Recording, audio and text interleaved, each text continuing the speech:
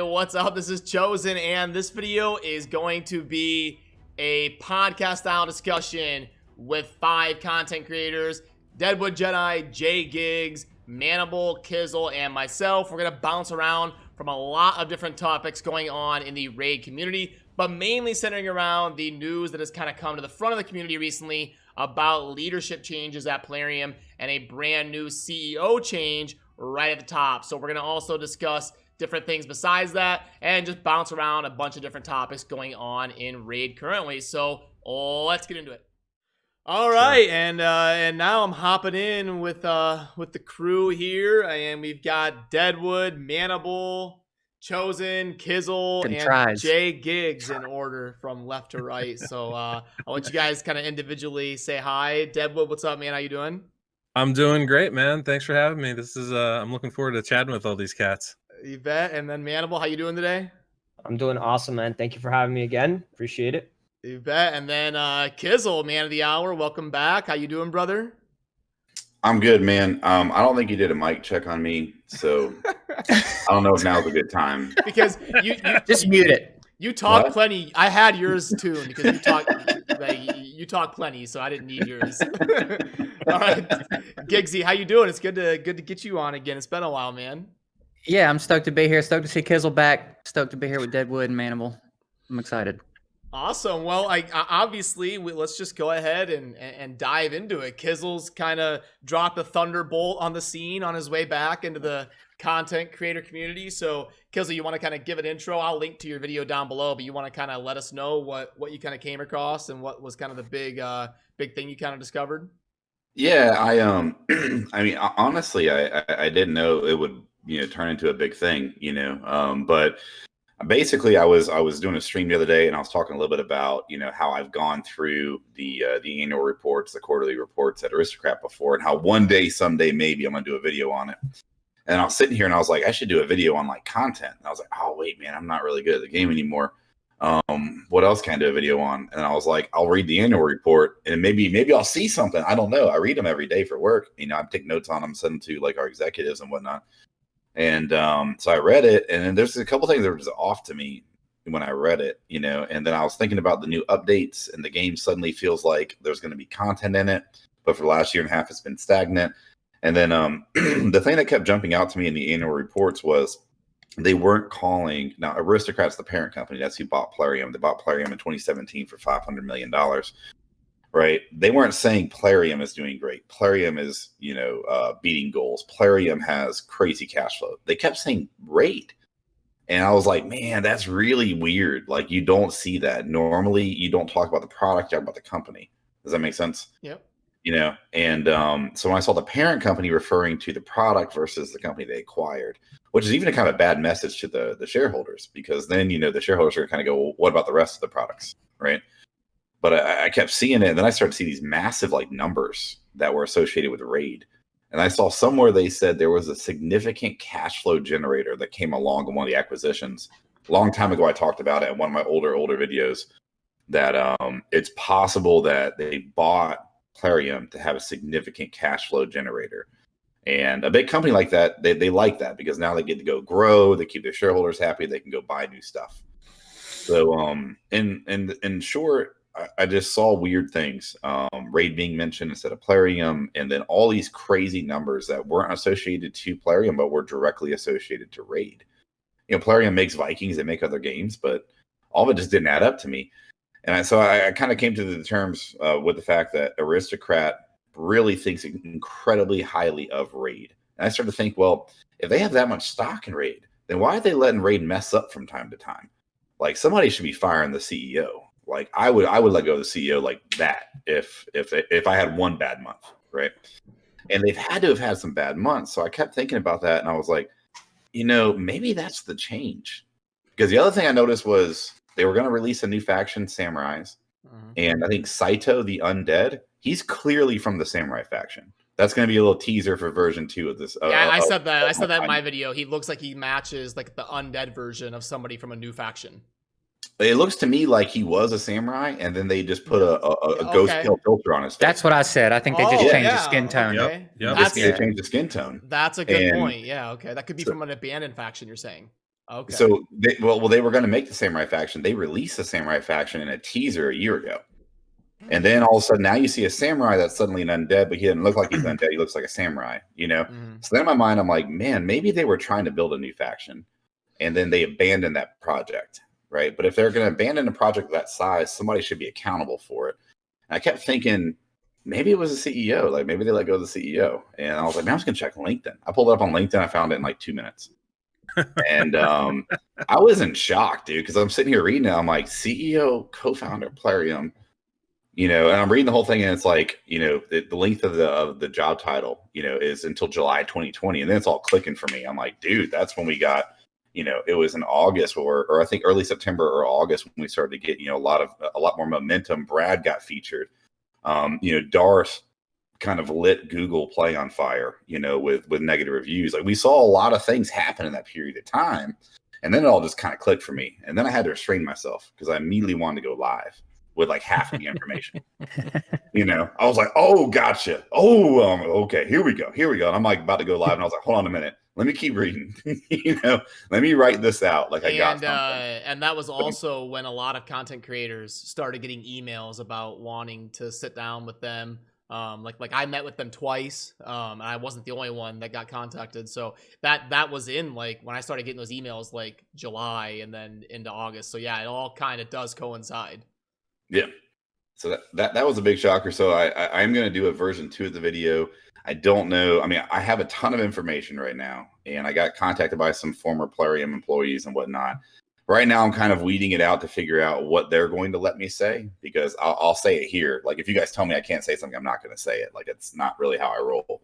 You know, if you guys say it's in confidence, I'm keeping it in confidence, right? Yeah. So I'm hoping to get some of these folks to let me say some of the stuff that I found out. None of it's like, you know, crazy, you know, stuff where you're going, oh, gotcha. But I'll tell you what it all points to is that we haven't even seen the beginning of the amount of money that they're going to put into this game and the amount of attention they're going to put in this game. I can tell you that factually based off the numbers I've seen. Wow. So, which shocked me because I was always kind of waiting for the day for them to run out of like, okay, cool. We just spent all this money on advertising and we pissed off all of our players. You know, now we're going to quit doing that. That's not what's going on. Their numbers are better and better and better and better and better, and their budget's going up. Do we know how their revenue numbers compare to other games in the similar market? No, I mean, one of the companies is publicly traded, so I could do a video where I went in and actually looked at their revenue numbers. I do know Raze's revenue numbers directly. I did get that today from one of their employees, and honestly, they suggest at it in the investor deck enough for me to go back and reverse engineer it, you know, just with the financial model. Yep. What I will say is, you know, Brad, you've done this before, but like, you know, when you don't have you know, a KPI or a metric to follow, you can go by something indicative, right? I think you did subreddit followers for the size of a game once. Well, I was trying to judge. I was trying to judge the momentum of growth in terms, because there was the only metric I could get a hold of where I could get tangible daily data. I can't see how many people are downloading a game every day. I don't have access to that data, so it wasn't perfect, but it was kind of the best daily chartable metric I could get a hold of. Yeah, and I would say today, you know, I can go in, I can start to do some research on that and make some videos about that stuff with. I forgot which mobile gaming company is publicly traded. I think it's the one that does Castle Clash or Clash of Clans or whatever. Oh, Supercell. Yeah, Supercell. Yeah, I think they're publicly traded, or they're public. They're Supercell's under Tencent, I think. Are they publicly traded? I think so. Yeah. Okay. So I know there's one because once upon a time ago I did look at that. I did look at a publicly traded mobile gaming company to kind of like do, you know, similar modeling. I just never did videos about it. So this is essentially like the first video that I did about this subject, but I've been kind of planning on doing them for a long time. I just never got around to it. But what I would say is if you're going to use the metric to, you know, guess the size of raid compared to other games, there are analytic websites, I mean, that we could pay for getting, you know, analytics done. I mean, that's out there. I think it's Annie's Analytics. I think it's like, it's pricey. Though. We probably have to get everybody to pull in money to do that. Yeah, I tried on some site like that. I got like a 30-day trial. Maybe that was Sensor Tower, and I wasn't able to get anything that would have justified the premium membership. So I canceled it. But I mean, I have seen somehow I got a hold of a leak file, and I don't remember how I got a hold of it, but from Annie's Analytics when I chose to go to Epic 7 like 8 months ago. And I mainly chose Epic 7 because I forgot what the metric was, but in, dollars spent or revenue or users, something really significant, Epic 7 was consistently in the top 3. Now this was 8 months ago. This all could have changed 10 times over, but I can go back, and I think that was Annie's Analytics though. But I mean, we could go get something like that and look at it. But the thing I would say today is think about, we've all seen Summoner's War advertised, right? But if you think about it for a minute, how long has it been since you've seen Summoner's War advertised? That's the biggest game out there today in the gacha world. It's been around the longest. It's been the most successful.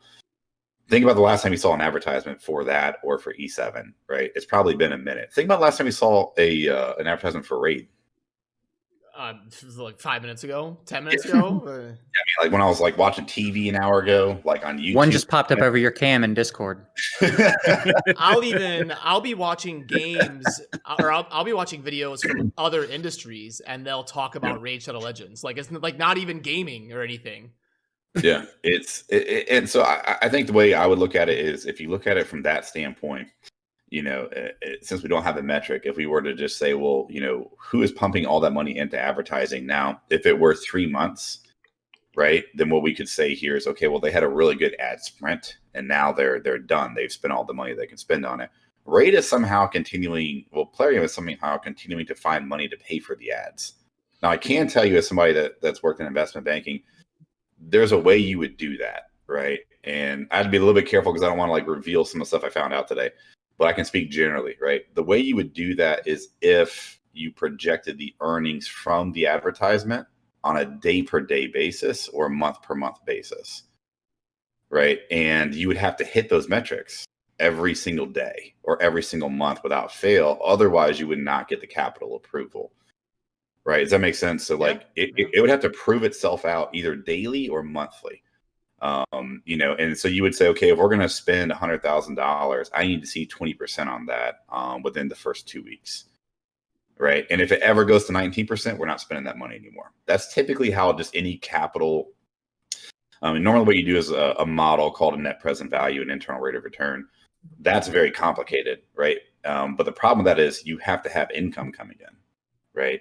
To be able to do an internal rate of return, because that's your returns off of that income. So you spend $5 million today, you pay it off in 5 years, but then you make 40% on that money. That's what an IRR or internal rate of return would look like. That being said, if you don't have the return coming in, right? If you don't have the income coming in from what you're spending because you're doing a marketing budget, then you would have to prove that concept like in short periods of time, like days or months. And what we know about Google ads and, stuff like Facebook, ads and whatnot they're all really like they're in metadata, right? So like you can go get access to it if you're a business intelligence person, and then you can sit there and you can sort through it and say, okay, how many, times was this clicked on? How many times was this downloaded per this? Does that make sense? Yeah. So they have that visibility. So my assumption here is that their budget is either managed daily or monthly. Right. And I'm assuming that they're hitting that budget every single month, or the money would go away and then the advertising would go away right along with it. Yeah. But they're advertising more, I feel like, now than they've been advertising, which is saying something. I mean, it's a lot. It's hard to tell if it's more or equal. It's whatever it is, it's a lot. It definitely hasn't slowed down, But think about how long, though. I mean, it probably hasn't slowed down for like a year, I mean, you're talking about, I don't know how much they're spending, but I would assume around $1 million in advertising a month. I would say that's low. Yeah. So, but think about it like that. If you're not getting a 20% return on that monthly minimum, and that 20%, by the next month is 60%, it's not having a nice, what we call not necessarily hockey stick growth, but a nice upwards trend, then they're not going to show up the next month. They're not going to spend the money again. Mm-hmm. Sorry. Go ahead, Manibal. Go ahead. No, what I just wanted to say, where this actually ties into people that play this game, is that it's a positive finding that Kizzle found, Yeah. And it's promising that things are going to get much better. And we've already seen signs of that, which is kind of great, Just I guess for people to understand moreover, you know. Yeah, Kizzle starts talking KPIs and marketing, and it goes on a tangent for 10 Not minutes. necessarily marketing. I'm not a big fan of marketing. I'm a finance person, by the way. We gotta Marketing's all concept for me. But no, at the end of the day, what Manibal said is true. Essentially, the game is growing, right? And what we all sit here and think is, Brad, me, JGigs, the folks that have been here a little bit longer. Deadwood, I don't remember if you're OG or not, Deadwood. I'm sorry. I'm just going to assume you are with the beard. Those of us that are OGs, we've seen like 3 or 4 generations of friends and guildmates leave.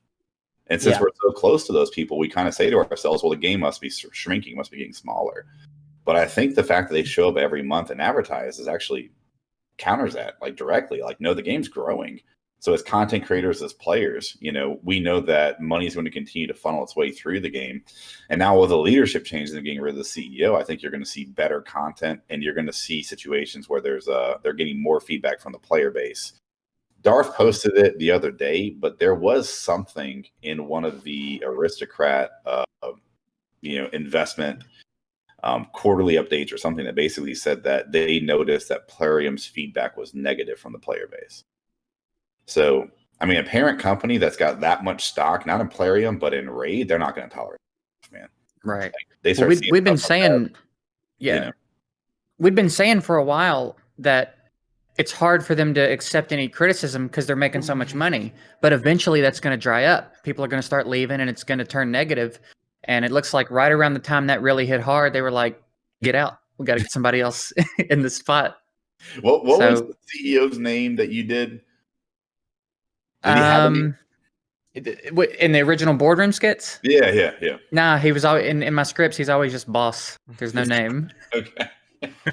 What about when you did the one where the CEO showed up and talked back to Micro? No, just Mr. Plarium. Nothing crazy there. I was I have to come up with that in about 2 hours. So that was an awesome video. Yeah, it was. I appreciate it. Really good. That was the first one. Actually, there was no script. He put out his video, and I was like, I got to throw the wig on and clap back. So I actually have a question, and I want to spin this to you guys because I think this is a great question to ask all of you individually. What would you guys do right now if you were in the leadership position? What would you first work on, like as of right now, to fix this game? Like, what's your top priority? Deadwood, go ahead first. Arena, 100%. You have more new players. It's the one spot that's competitive in this game, and like, apologies, Manibal, but I don't care about platinum. I agree. I agree. I would, but the truth of the matter is, like, you need to fix that for the new players that are coming in, right? That's where your new revenue's coming in. That's where the strength of the game is. Like, the strength of any game isn't the whales. It's the plebs. It's the ones that are free to play and don't, are just in here every so day because they fill out that game for you. So I would make sure that the arena's fixed. That would be the number one thing. It's the one thing that no matter how much of this game you finished, you can still do that, and that will always be fresh and new. So, like, that is the one thing that is gonna not only do you good right now, but it'll last a long time going forward. That's the one thing, but that's a fix, right? Like, the thing I would want to really do is bring something new to do to this game. Like, that's the Void Tower or whatever, but like, those have to be the top 2 priorities. I mean, outside of that, nothing really matters outside of that, in my opinion. Yeah. Okay, and then Kizzle, your number 1 priority if you were CEO? I'm not going to win any fans with this, but like, I'm actually in leadership of a large company, so I would. It's not going to sound sexy or cool. I would hire a consultant to completely redo the architecture of the hardware.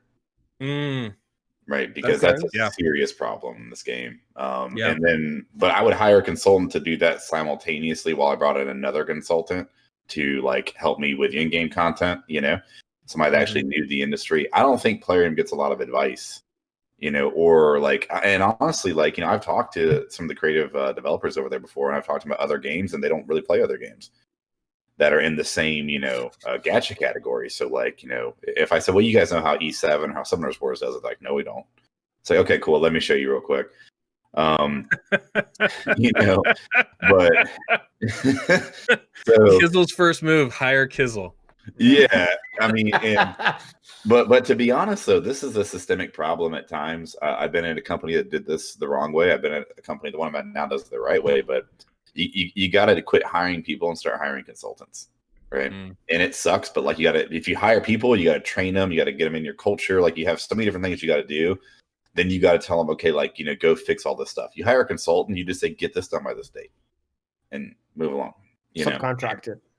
Exactly. Consultants, subcontractors, however, you know, whichever term you want to use. But I would hire a consultant to fix the architecture of the game. That way it runs smoothly. That way it can handle all the new updates.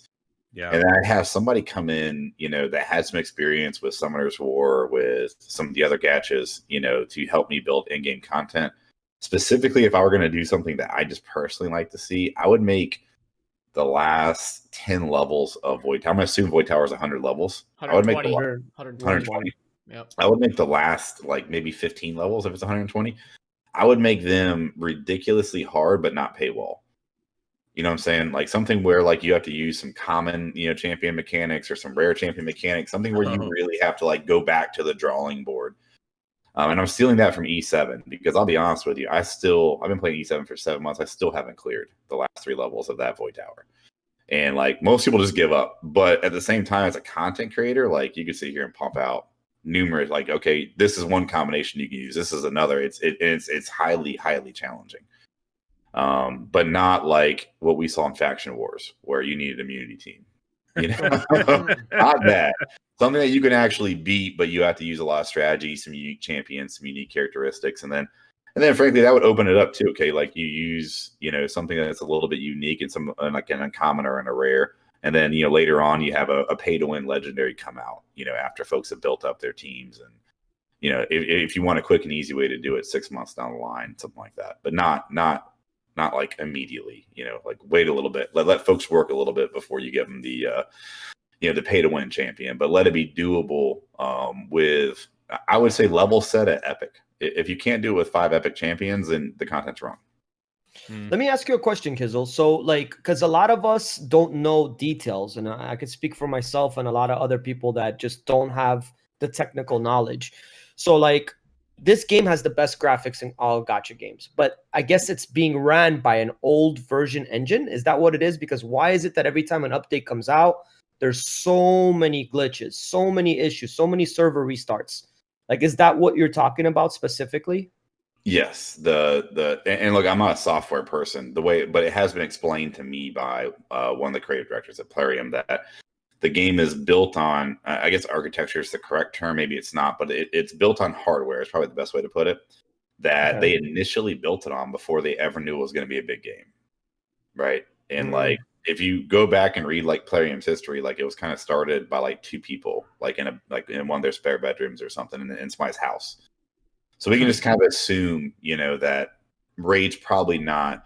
I mean, we can safely assume they never expected for Raid to be as big as it is. And then, you know, the other thing that I did hear, and then this was actually posted on my YouTube, so I can share it. But the direction that the new CEO wants to go in is very heavy visual. Like, they want to make the game prettier, cleaner, smoother. You know, they already have the prettiest, cleanest, you know, and sometimes smoothest game, but definitely, you know, the best graphics, right? But if they want to really double down on that, I think it's a good move. But I mean, you're going to see more of what you've seen in the last week since this patch came out. You know, just problems. You know, you got to clean that up. You got to fix that hardware. Cool. Yep. And I wanted to give JGigs an opportunity to shout out his #1 concern, because we got to Manibal. Did you get a chance to do yours? No, I'll go after him. Oh, okay. Sorry. Okay, go ahead, JGigs. Oh, you're good. I agree with Deadwood. I think Arena, oddly enough, has developed a scene in the last few months.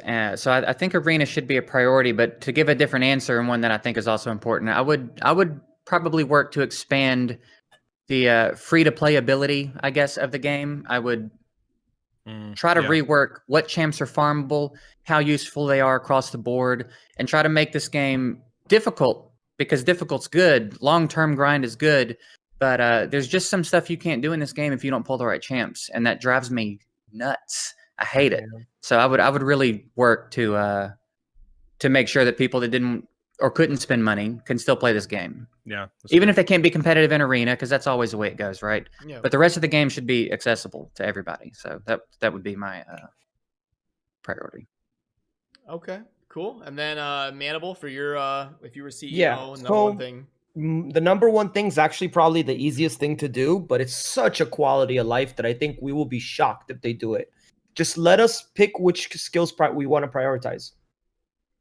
Oh Like, yeah. why is that not in the game? Why is that not in the game? Yeah, I've said that since like that my first week playing. Whenever there was the content creator chat, I said, how is it not easier to program one system where you can choose the skill priority instead of trying to balance the AI of 500 champions?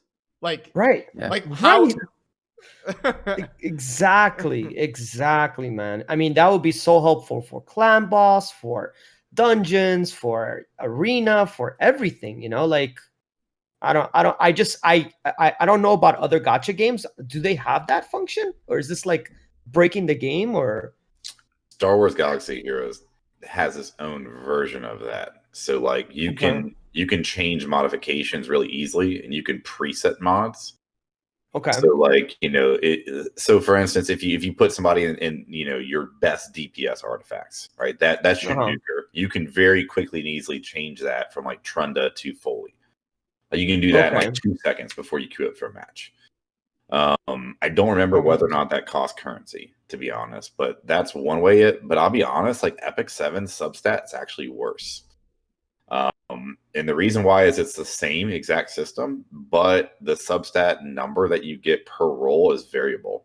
So you know how on Raid it's like 5 or 6 when you get a roll, and Epic 7 it can go 1 to 6.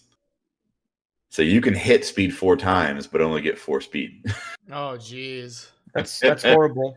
Yeah. But what I was talking about, Kizzle, what I was talking about is skill prioritization. Okay. You see what I'm saying? Like, for instance, I have this champion. I want them to always prioritize their A2 when it becomes available. Yeah. You see, that's what I meant. That's what I meant. He's talking about AI, the champion AI. Yeah. Yeah, there is a way to do that. The way other gachas do that is they have like it'll show like the portrait of the actual champion, and then it has just an on-off switch. And if it's off, it only does the A1. If it's on, it goes through its order of priority. Yeah, that's what other gachas do. Yeah, on-off switch would be fantastic too. Even that would help. Yeah, anything would help. For sure. Well, I'll take what we can get. I'll toss my hat into the ring. This was something I really drove home to them when in my meeting with them was the absolute necessity of a dupe system. Like, it's just brutal. Your end game players that have spent a ton of money, they get to a point where it's like you're flushing money down the toilet by summoning. Like, get your 4th Harvest Jack, and I know new players are gonna listen to that and be like, okay, that's not a priority. But in terms of the people that support the game financially, if they are decentivized to spend money on the game, that's gonna hurt the long-term health of the company being able to pump out content for the free-to-play players. So a duplicate system or a sympathy system, you know, we all summon shards for people, and you pull 140 void shards for somebody and they get nothing. So no sympathy system, no dupe system is just, I mean, summoning is the biggest part of a game like this. So to completely neglect the sympathy system and the dupe system, I think is a massive error for how long this game has been out. But yeah, summoning has gotten a lot less exciting on my own account because now if people ask me what I want, it's just something new. Yeah, just please let me pull something I don't have already. That's me, bro. Which is getting harder to do. So something for faction wars, you know. I'm sure it's even exponentially worse for Manibal. Like, I can't imagine what it's like to summon. No, but I like this because Brad, what I want you to do, man, is send this over to them. Let them, because these are like a lot of smart people here, and this is valuable feedback that maybe, hey, you never know, they may listen to it. You just never know. So like, they've been listening to us more and more lately. I mean, exactly. I'm still stunned that they reversed the Duchess nerf. I'm like, and that happened in like a day or two. I'm like, what? I didn't know that they actually heard our words. Like, not to mention take our advice, but actually listen. Like, what's happening? We've only seen that one at a time, to my knowledge, and it was when they they were gonna nerf Xavia's poison detonation, and they reversed it. Yeah. because everybody People was flipped like, out on that. everybody was like, that's her one role. She's like a Yeah, speed- that's all she's got. Take it away. She's a speed farmer detonator. If you make her worthless on that, I mean, you might as well just remove her from the game. And so they did like not submit that to live, and then the Duchess thing. And what were you talking about with Rosin, Kizzle? Well, it was similar but different. Rosin was like the first time they did something for the players after they pissed us off. Oh, like the Yeah. fusion, the fusion. Yeah, with the fusion, and they One did of the few that times they quick. nailed it back in the day. He was Yeah. perfect for that spot. Yep, he was. He was. Yep. Yeah. That was the first time I saw it. And honestly, like I think we all made videos on it back in the day, but it was like cool. Like they're going to be a really good group. Like they're going to have their stuff together. And then, I mean, for like months, we were waiting for them to do the right thing again. Like, guys, what happened? Y'all did the right thing once. Like we're just waiting. You know? And I don't understand why they don't use the resources that are free. Like for example, the debacle when they tweeted the world record for the clan boss damage on Ultra, and it was just and it was like not even remotely accurate. It's like you could have And it was right after Murder's video. Like it's almost like his video prompted the tweet, and they still got it wrong. It's Like- Right. they have a chat of 50 elite players, and then they could post in there for 5 seconds and be like, hey, we're gonna tweet about this, is this correct? And they would get the answer. has anybody beat this? And Murder been like, They would get the answer in 3 seconds. It's like the NBA during a game tweeting, this is the record for points in a game, and it's not even close. The fans would be like, what are you doing? Like no, it's not. like I mean, I just don't get why they don't use the free information available to them. Like they could have asked and been like, they would have gotten the right answer in 10 seconds, but they don't even bother. They just tweet it. Just tweet something random and hope the players believe it. Like, You know, there's something somebody told me. Somebody, like one of my Twitch followers was talking to me, and like when they released the Doom Tower teaser video, right? Mhm. I don't know how you guys took it, but I watched it and I was kind of like, okay. There's something about it that made me feel a little off. And I thought they said it right. It felt like the guy was talking down to us, you know? And it's a weird thing, but like the person they had doing the voiceover was like, I'm like, why is this person doing this? Like, you know, like there's 50 of us that are literally on, you know, TV every single day. If you wanted, you could find someone to do this maybe a little better. Maybe not talk to the player base like they don't know what they're talking about or don't know anything. Watch it again now. It's great. I But might have to like, parody that. Right? But it was funny to me because that seems to be the feeling. Like, look, I've been doing this for, you know, 4 or 5 months now. I'm still really new, learning stuff all the time. But playing the game, I've been playing for about 1.5 years, and it's always felt that's the way Plarium looked at us, right? I watched all your guys' videos. I watched JGigs, I watched Kizzle, I watched Chosen before I ever started doing this. And you guys have been saying the same thing for over a year, right? That, you know, you need to do this, you need to do this, A, B, and C. You do that, this game's going to be great. Everybody loves the graphics. We all want it to succeed, but you guys keep running this in the ground. When the next version comes out, we're all going over that. Like, I've been hearing that same thing this whole time. Yeah. And it's amazing to me that they don't listen to it. But that also tells me there's an arrogance there of like, we know better than you guys do. And I mean, honestly, since I joined the creators chat, like I've seen you guys post those same words even more often than you do in your videos. Like, I know people can't see that, but like everybody here is constantly on Plarium to like make changes, fix these things. And we only get like the standard, and the diamond can only say what he can, but like, we don't get any genuine responses that the player base doesn't. And I think the player base would agree. We don't get a lot of those as it is. You know, I mean, there's decades and decades of experience between all the content creators in that chat, and Plarium's like, we got this. Yeah. We know 10x. better. Yeah. Well, I mean, It's 10x's all the way, baby. I just want to know one thing. So they have a group of moderators and then they have us, right? So Yeah. why is it that they went to all the moderators to get feedback as far as what balance changes should happen to the champions? Which, by the way, if I understood correctly, they took 90% of their feedback out of everything that was Really? submitted to them. Yeah, Why is it that they didn't get our feedback? Because we're the ones that get 100 comments on every video talking about.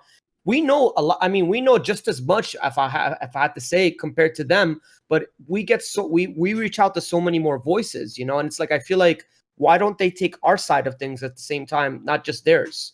Like, Because, make it a split know thing. that. Think about it. It's like, so the diamond's like he's like a grappler like me, right? He's probably not a handsome dude. He's got a little cauliflower ear. He comes in with a little cut and straight from time to time. He got gorgeous Cirilla. Who would you listen to, Manibal? Yeah. I'm just being real with you, dude. I mean, like, if Diamond showed up in my office, like, hey, bro, I got this for you, I'd be like, oh, thanks, bro. If Phil shows up, I'd be like, what'd you get? What do you want to sit down and go over real quick? You know what I'm saying? I mean, just real talk, bro. That's exactly what happened. So. Fair enough. I guess Cirilla Cirilla and Valkyrie run the moderators, and Diamond runs the content creators. What Kizzle's point is, so that's why. Exactly. Shout out to Diamond, by the way. Diamond kills it. He's got a lot of people to stay on top of, and he kills it, man. Yeah, I agree with that. No, the people that we contact with Plarium, the community managers and Diamond, they're all great. Like, they're great. They're super nice, and they listen to what we say. And poor Diamond gets yelled at by 50 people a day. Feel so bad for Diamond. And he just said he takes it in stride and does his best. But I question, like Kizzle said, I don't. It ends up in a stack on a desk of 50 other papers that, like, it just doesn't get anywhere. I mean, my feeling too is that I don't think they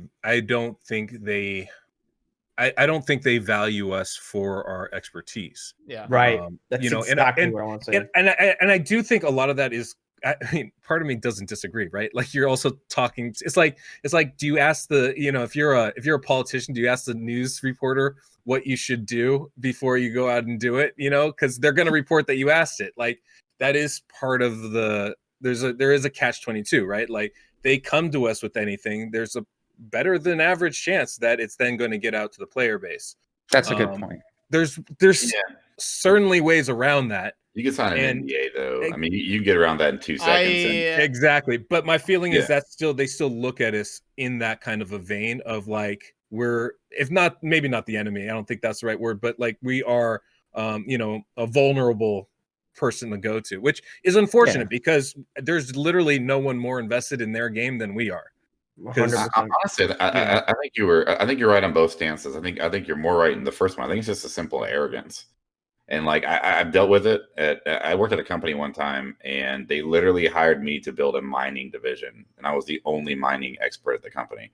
And then I remember, like, on the third meeting that we had, where I was instructing them how you build a mining company, they were like, oh, well, we know how to do this. And I was like, how many of y'all have built mines?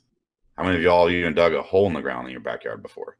And it was like, but I mean, honestly, dude, they sat across from me like, no, we know what we're doing. We're good, thanks. And I was kind of like, okay. But I mean, that was a company that did not hire consultants, that did not listen to people. Like, they hired somebody, they trained you to do things their way, and then they wanted you to go do things their way. They didn't care what your background was. I mean, they, when they were recruiting you, they want to find a mining professional that could build a mining company. But then as soon as you came in, they tried to, like, indoctrinate you. And at that point, you were just supposed to go do their thing. And I think Plarium's the same way.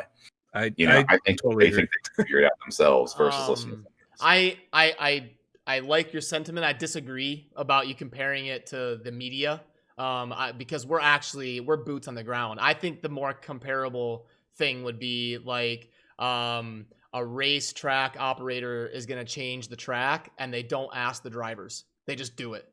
They like we're boots on the ground. Like, we're actually doing. We're not just reporters. Like yes, we cover what we do, but it's like, or like you're gonna change the basketball in the NBA, and you don't even ask LeBron James. Like, you just don't even care about. I agree with you, Chosen. I agree with you.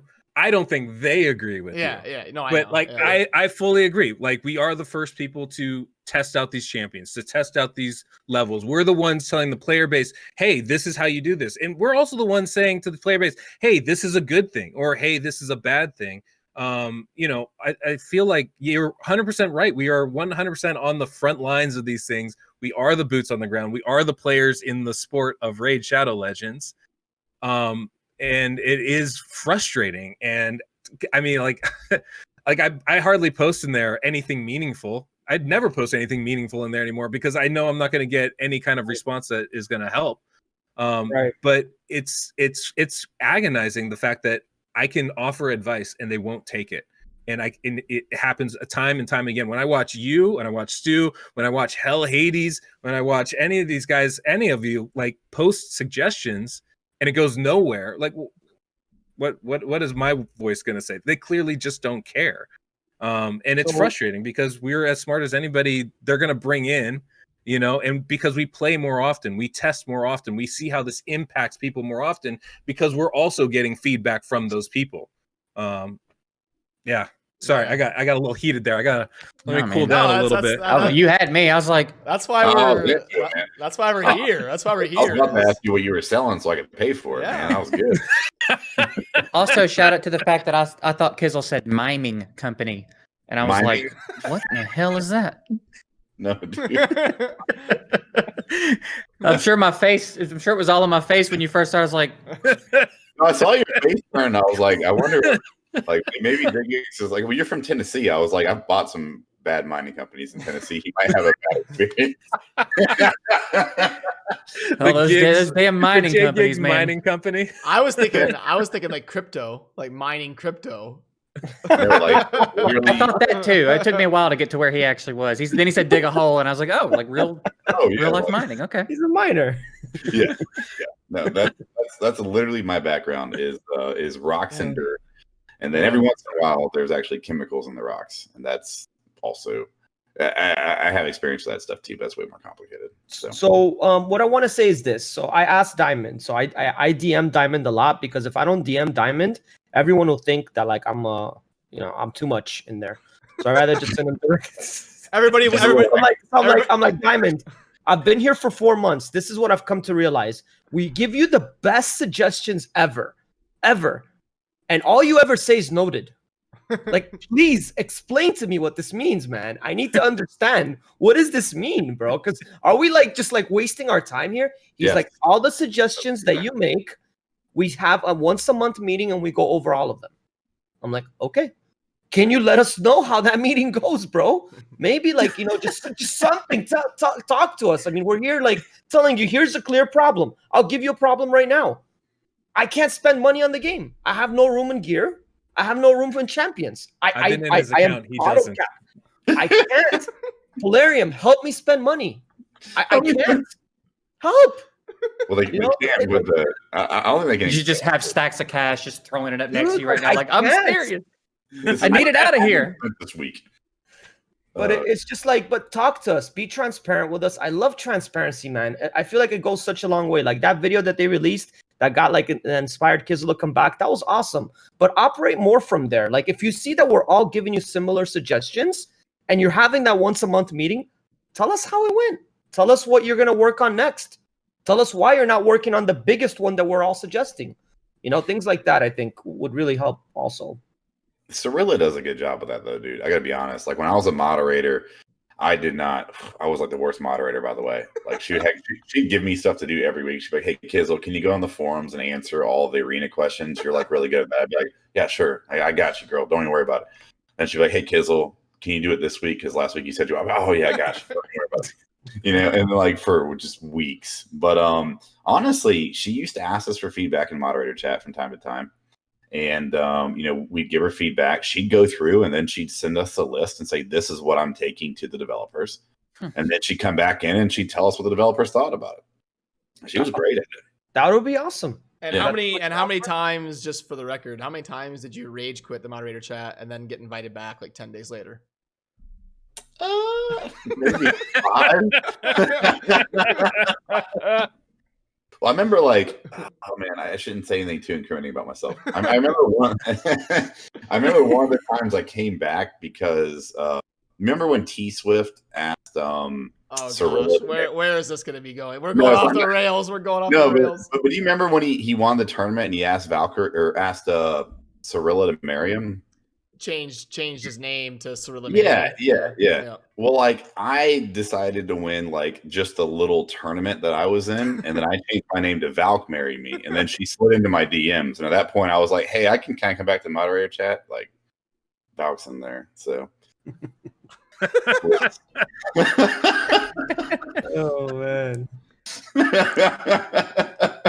We started off so productive, and then we went off the rails here. You brought me here, dude. That was. Got us talking about mimes and shit. Well, I mean, we've gone pretty long here, so I guess we'll start to kind of wrap it up here. But I guess the general sentiment is the big news is that we kind of found out, or Kizzle did the main part of piecing together that there's been big leadership change at Plarium, and that's why in the last 2 or 3 months you may be seeing a different change in the focus and getting actual content, and the 2x events are a lot more often, and the in-game offers are a lot different. I guess first one thing I do want to touch on for just a couple minutes before we wrap up is to get all your guys' thoughts on the speed offers, because that's a massive hot topic, and I haven't got guys really in one forum to talk about this very often, so we'll kind of just go in order. Deadwood, you want to? Oh no, let me start with Manibal. Manibal's the highest ranked arena player. He would be the number one guy to ask about speed offers. Manibal, what's your opinion on the speed offers? It's you're damned if you do, you're damned if you don't, because if I don't buy them, I can't compete for the top, because all my competitors are going to buy it for sure, because I'm competing with the biggest whales. I will tell you that it's super RNG. I wish they never sold it, because if they never sold it, we have a reason to farm dragon, so they'll actually get more money out of it. I'm currently at $1,125 spent the last as of now, and without a single triple speed roll on those packs. So I'm having like the worst RNG ever. But what period of time? Oh, this is like in the last 4 or 5 months. Because each time they come out, it's what, $225? Okay. So like the last 4 or 5 times that they came out, I haven't rolled anything good out of it, which is fine, because before that I rolled good things. But it just kind of goes to show you the RNG, right? So I wish they didn't have it. I think they'll make more money if they don't have it, because people will actually farm dragon. And yeah, that's just where I stand with it. It's the best value in all of Gears. I mean, if you're going to buy one pack, that's the only one that's really worth getting. Especially if you're trying to compete in the arena, for sure. Yeah. Deadwood, did you have anything to add to that, or do you disagree? Or Oh no, I mean, if you're trying to compete in the arena, Manibal's 100% right. Like, you have to buy those packs to compete with everybody. I think we can all agree Gold 4 has gotten stupid fast. I have a 330 speed Siffy with an Arbiter lead, and I get outsped all the time in Gold 4, and that's just stupid. I think I think the average has got to be like 335 in Gold 4. It's crazy. So like for me, I think it sucks. Like, I've never bought a speed pack because like I'm not trying to compete in arena, so I'm not too concerned about that. But I wish they never sold them. I honestly, and to me, it comes back to that thing about trying to have a good free to play base, because that makes the health of the game. Mm-hmm. And so when you whale out things like speed of your champions, that means you're cutting off the top end of arena for anybody that's trying to really compete free to play, or you have to go like out of your way creative to even think about contesting that. And I just don't think that's right. I mean, like, that's the one competitive area of the game. Let's try not to make it too much pay to win, because then the competition is how big your wallet is, not how smart you are and how creative you are. And I understand, like, you have to spend money to, be at that top level. I get that, but let's like limit that a little bit. You know what I mean? Mm-hmm. Bionic did a great video actually breaking down the advantages, and like basically you buy those packs, and that's like 6 months of farming dragon as a free to play player, like months. And that's just like one pack, because you've got like 8 different sets. And then you got to hit speed, and then you got to get 9 sets. You got to get 5 or 6 stars, right? You got to get the rarity, and like it's the crazy RNG of it is really hard, and it also sucks too. For like, I've spent a lot of time farming dragon, and I do mostly for lifesteal gear, but also for speed gear. And now I'm like, well, was that all a waste of my time and energy and gems when I could have just bought these packs? It's just not I don't think competitively it's not as fair for everybody in the game. And so I don't like them selling them, but also, like, we're here. I don't think we're gonna go backwards, but I hope we do. I just don't expect it. Kizzle and JGigs, did you have anything to add about the speed offers? You can go for it. Kizzle, did you know their speed offers, Kizzle? Oh yeah, I did. I think honestly, like, Manibal came on my channel a while back, and like he convinced me to do it. Then I started buying them, and I started raging over them, dude. I was getting really upset, like, because they're more expensive when you break your keyboard. You know what I'm saying? Like, you gotta buy a new one, man.